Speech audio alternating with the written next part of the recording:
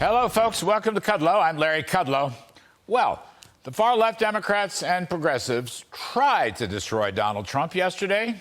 They failed. They did put America through the ringer, embarrassing us in front of the rest of the world. And yes, the first time a former president has been indicted, a very unhappy episode.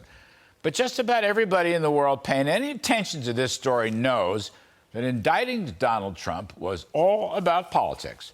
Progressive, left-wing, radical politics, and it had virtually nothing to do with the law. And the indictment itself from Alvin Bragg was pathetic.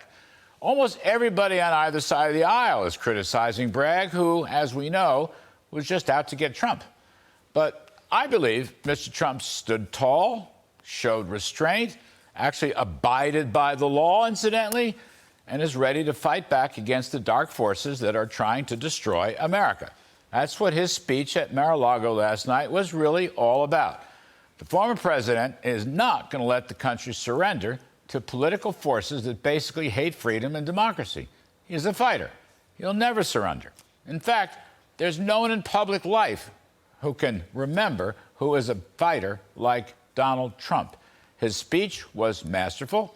He was no longer dwelling on the grievances of the 2020 election. He's moved on because the future fight is far more important. Here's just one section of Trump's superb speech.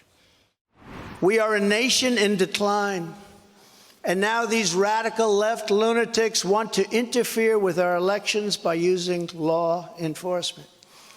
We can't let that happen. With all of this being said, and with a very dark cloud over our beloved country, I have no doubt, nevertheless, that we will make America great again. Those are stirring words. Those are the words of a man who will not surrender, who will not accept the attempted left-wing takeover of our entire legal and judicial system. You know, America has always been a nation of laws. America has always prided itself that it abides by the rule of law. In economics, America has always distinguished itself by observing private property rights and hence the rule of law in all our transactions. Private property rights go all the way back to the founding of the country.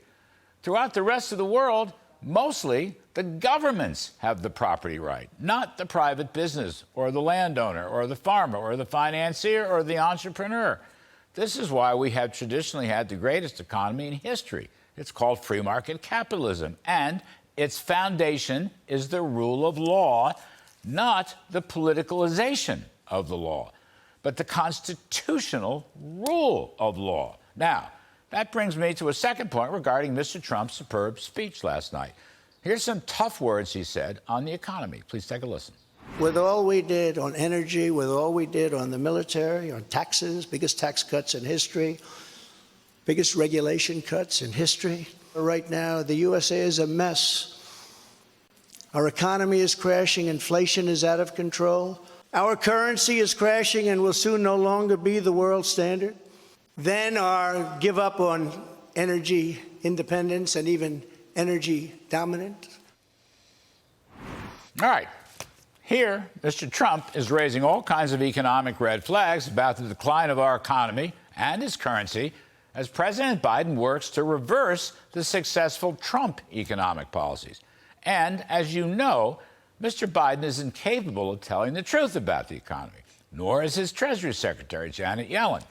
Biden is driving us into an economic ditch with his progressive embrace of modern monetary theory, which is spend, borrow, deficits, debt, money printing, regulating, redistributing.